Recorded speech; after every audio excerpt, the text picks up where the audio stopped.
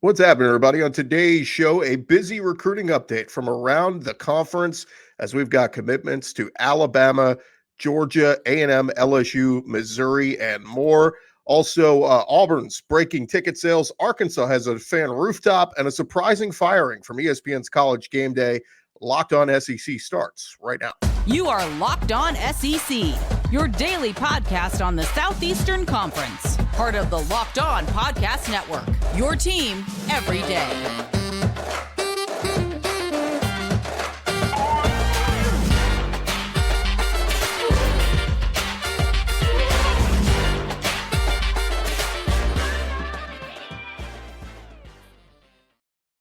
Hey, what's happening, everybody? I'm Chris Gordy. Thanks for making Locked On SEC your first listen every day.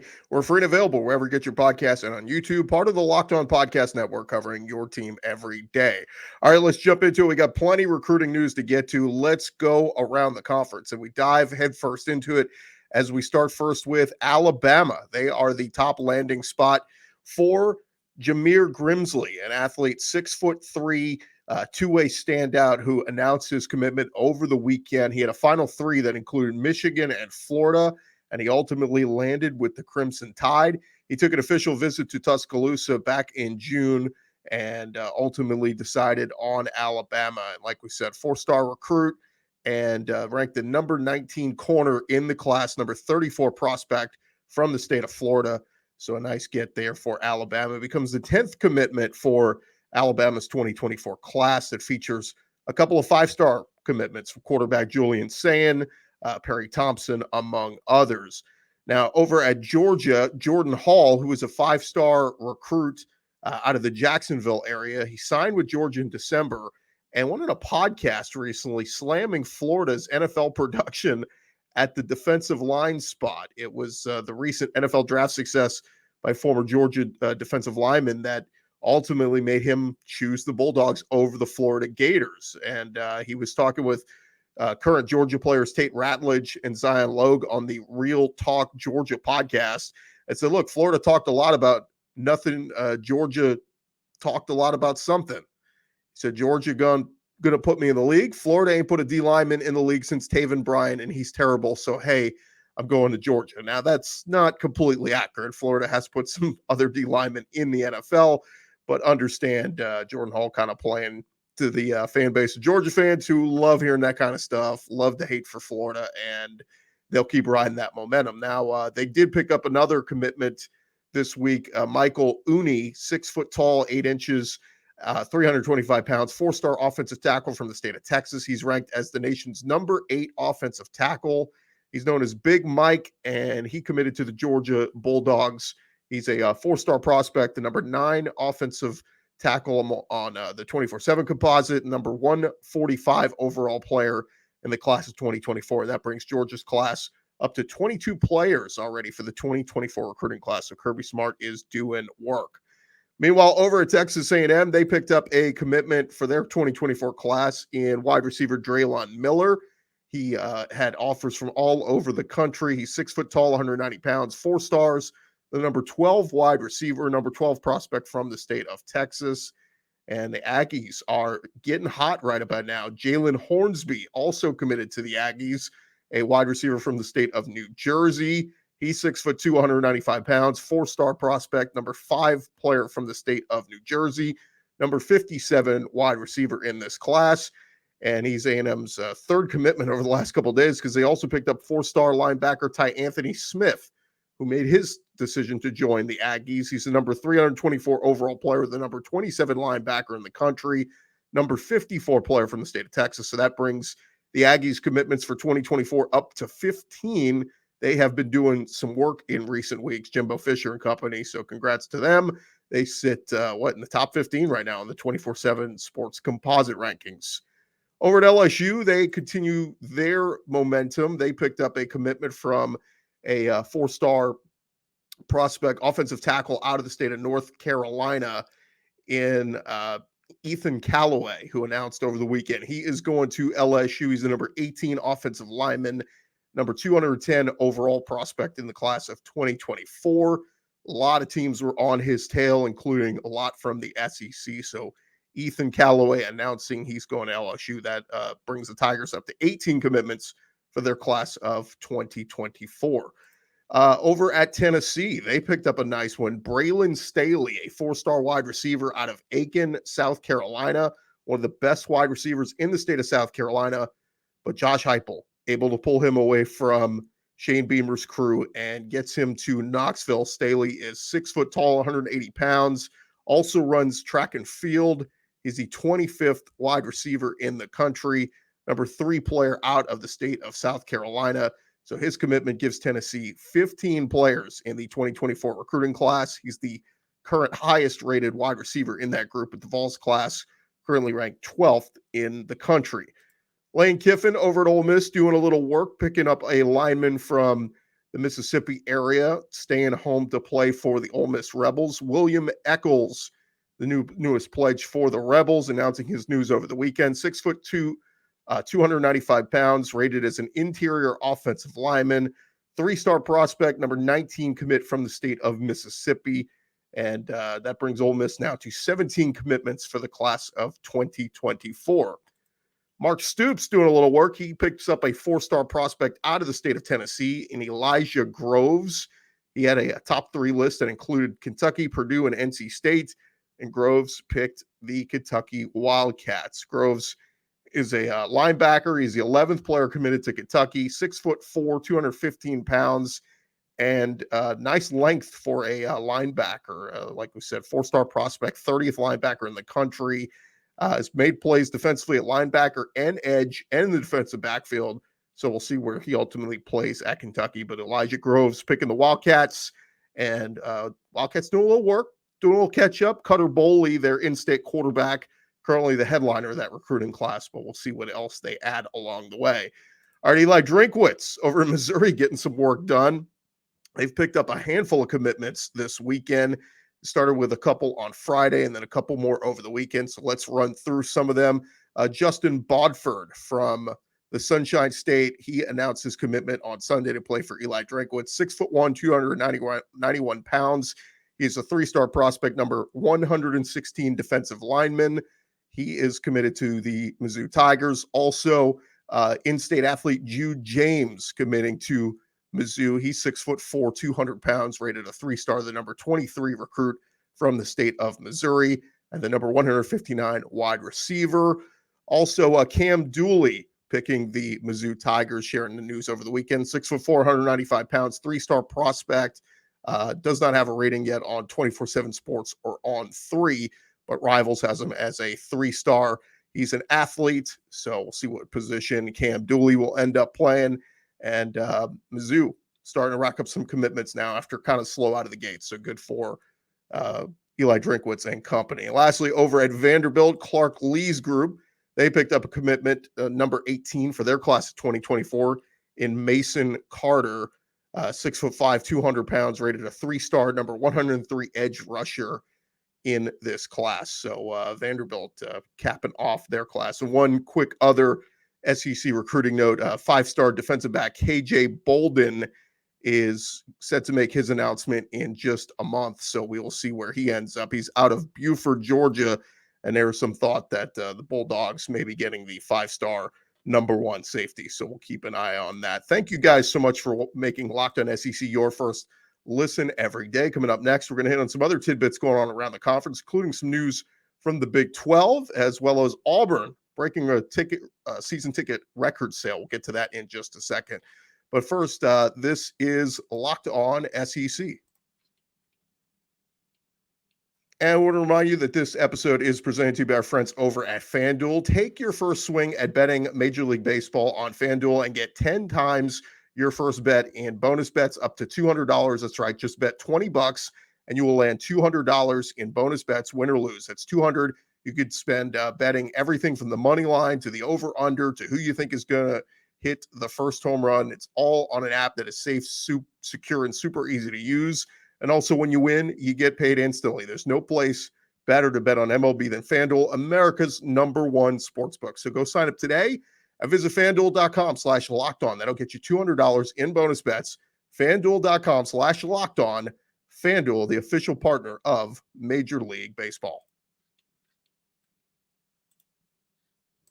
All right, continuing on here on Locked On SEC. Thank you guys for making us your first listen every day. And every dayers later this week on the show, our conversation with multiple different people, including Zach Blackerby. We'll start to preview the Auburn Tigers as we look ahead to their season. So we'll jump back into it.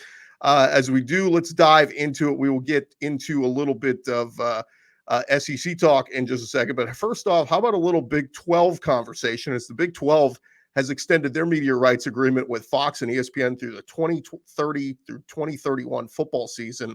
That came out on Friday. One of the notes that stood out, though, and Ross Dellinger had this of SI, he says part of the finalization of the new TV deal, the Big 12 expects to play weekday football games, including Friday nights. That means the Big 12 could be playing games on Wednesdays, Thursdays, and Fridays. My opinion, that's ESPN maybe clearing the deck saying, look, we're going to have big-time SEC games happening on the ESPN family of networks all day Saturday and Saturday nights especially. Let's go ahead and get some of these Big 12 games out of the way. You guys go play on Thursdays and Fridays, and we'll clear the deck. So we'll see what happens. Just kind of an interesting nugget of that deal. Let's dive back into it. All right, Auburn, they have updated their online roster this week with New Jersey numbers, and Michigan State transfer quarterback Peyton Thorne, who is largely expected to win that battle at quarterback against Robbie Ashford and hopefully win that starting job. He has taken the number 1 jersey for the new season. Defensive back Nehemiah Pritchett is also moving from number 18 to number 1 on the defensive side of the ball. So Peyton Thorne, he wore number 10 during his time with the Spartans in East Lansing and at Auburn. He looks like he will be the guy and sporting the number 1. He's a 6'2" junior from Illinois, went 16-10 as a starter at Michigan State, and expects to be the guy there for Hugh Freeze and company at Auburn. So we'll see what happens there, but cool number, switching to the number 1. Now, also over at Auburn, some news as they broke its all-time record for season tickets sold for this season. Hugh Freeze, his arrival has had a major impact on ticket sales already. The Tigers have fewer than 300 season tickets remaining for this year. Their home schedule is pretty strong. They have games against Georgia, Ole Miss, Alabama. We'll also play UMass, Samford, New Mexico State, and Mississippi State at Jordan-Hare, but that is a pretty strong one with Georgia, Ole Miss, and Alabama. The Ole Miss game scheduled for October 21st.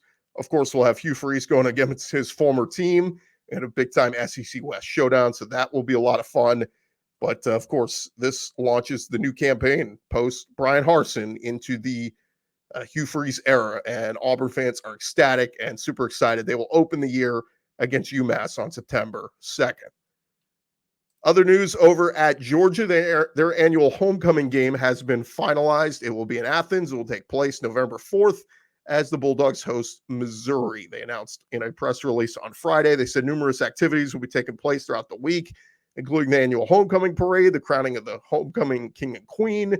That'll be announced at halftime of the football game. Last season, the Bulldogs played Vanderbilt for their homecoming and shut down the Commodores 55-0 in that game. Now, Georgia facing a Missouri team that was very scrappy against them last year, gave them one of their toughest games of the year, and Georgia eked that one out, winning 26-22 with a 14-point fourth quarter. Georgia's 11-1 all-time against Missouri. They've won 9 in a row. Georgia's lone loss over Mizzou came back in 2013 in Athens. So kickoff time for that homecoming game is yet to be announced, but we'll keep an eye on that and let you guys know when that comes out. All right, over at Alabama, Jamil Burroughs, former 4-star prospect, started his career at Alabama after originally committing to Georgia. He is reportedly entering the transfer portal. He spent 3 seasons with the Tide, was the 34th defensive tackle in the country in the 2020 recruiting class, had a ton of offers. His best year came a year ago with 8 tackles, 2 tackles for a loss and a sack. So Jamil Burroughs hitting the recruiting, the transfer portal. We'll see where he ends up. Over at Arkansas, they are bringing a new option for fans at home football games. The program announced the addition of Big Red's Rooftop coming to Donald Reynolds Stadium this fall. In the north end zone deck, Big Red's Rooftop will serve as a general admission area and will feature 3 individual bars under a covered space. The announcement said there will be a 70 bar seats up there, as well as additional pub tables in the surrounding area and a drink rail overlooking the field to provide fans with a variety of ways to experience the games. And Hunter Yurchek, the AD, said, look, in our state, an Arkansas football game day provides the best opportunity to come together with friends, family, or fellow Hog fans for a tailgate or watch party. Now, Razorback fans can enjoy that same experience within the stadium as they cheer on our team from the most unique sports bar in college football, Big Red's Rooftop. Whether you want to watch the game from a chair located on the deck rail or viewed on one of the many TVs at the bar, you will always be right in the middle of the action and enveloped by the unrivaled surround sound of more than 70,000 Hog fans who will be calling the Hogs. Big Red's Rooftop tickets will be sold on a single game basis and will allow fans to enter the stadium and give them access to the general admission area with no assigned seating. So if you want to go to the game, you want to drink, you want to have fun with friends, and you want to watch the football from the upper deck, that is the way to go. Big Red's Rooftop. Arkansas, they will open the season on September 2nd in Little Rock against Western Carolina. The first Fayetteville home game is set for September 9th against Kent State. Thank you guys so much for making Locked On SEC your first listen every day. Coming up next, an interesting firing happening a couple days ago on the ESPN College Game Day crew. We'll discuss that in just a second.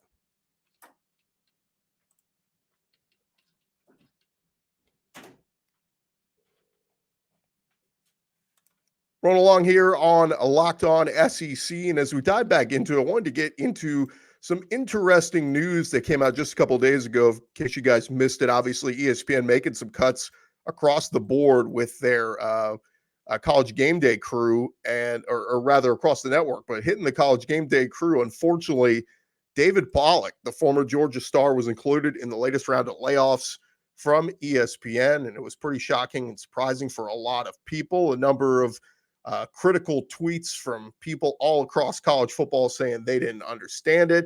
A number of fans question why David Pollack is out, and some fans critical of Desmond Howard saying why is he still there. Some who don't like Kirk Herbstreit, whatever. But David Pollack's time on College Game Day has come to an end, and late Friday evening, Pollack took to social media, releasing a video reacting to the news, focused on the positives, reflecting with a positive attitude. He said, look, I think a lot of the news came out today. A lot of y'all heard I won't be brought back to College Game Day next year or to ESPN. I just want to say thank you to so many people. Appreciate everybody along the journey. 12 to 13 years ago, ESPN took a chance on me and all the people I got to work with. Man, I got to work with some great people and do so many things that were so awesome for so many years. Just thankful for that. He said, I don't know what's coming next. I have no clue what's next in my life, but one thing God has shown me along the way, he is for me, not against me. In the NFL, broke my neck. My career was over. Found the TV job. Found coaching the last couple of years. Found speaking the last couple of years. So I know something amazing is in store for me. So we'll see what happens. Look, we enjoyed David Pollack on game day. It was kind of the easy transition when Lee Corso would step out after the first segment. David Pollack would slide right in, but Pollack no longer going to be a part of that. And just for a few people, I saw a tweet out, maybe he could join the SEC Nation show. No, that's also an ESPN property. If they really wanted to demote him or whatever, they could have slid him over to that. Not going to be a part of that show either. So best of luck to David Pollack. We always enjoyed him on ESPN, and I'm part of College Football Live, College Football Game Day, and not going to be a part of any of those shows anymore. Now, speaking of College Game Day, Kirk Herbstreit has been making the rounds recently, doing some interviews, and recently he talked about his pick for favorite coach he's had a chance to cover, and he went with Nick Saban. And here is what Kirk Herbstreit said about Saban. He said, look, he's been like a teacher, like a mentor, really, somebody that I really have always admired. I'm an old school kind of disciplinarian myself, so I'm drawn into him. He said he looks up to Saban for his wisdom. He said, I see him so differently than fans see him. I see him as a friend. I see him as a guy I can talk to if I'm having an issue in my life.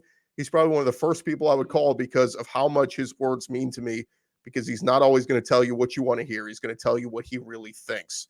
So, yeah, there's Nick Saban, the coach that they all bow down to, and then there's Nick Saban, the man, who I'm just a big fan of. So, yeah, he's probably my favorite coach that I've ever had the chance to cover. Lastly, before we get out of here, I wanted to mention this. Arkansas going to pay tribute to the late Ryan Mallett at Razorback Stadium this week. They revealed a scoreboard graphic dedicated to Ryan Mallett, who passed away in a drowning accident a couple of days ago. He played quarterback, of course, at Arkansas from 2008 to 2010.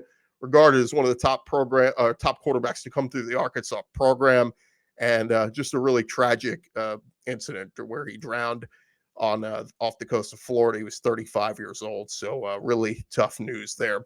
And just one more nugget before we go, a baseball nugget, if you will. Jay Johnson at LSU became the 5th straight SEC coach to be named the National Coach of the Year by Collegiate Baseball.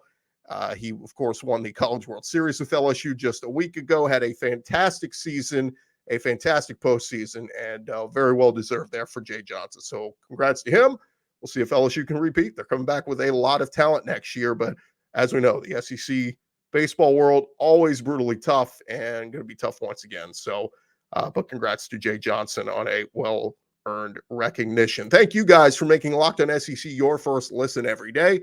And shout out to our everydayers. Keep coming back and checking us out. Like we mentioned, we'll be previewing the Auburn Tigers.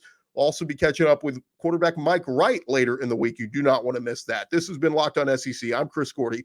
We'll talk to you guys tomorrow right here on Locked On SEC.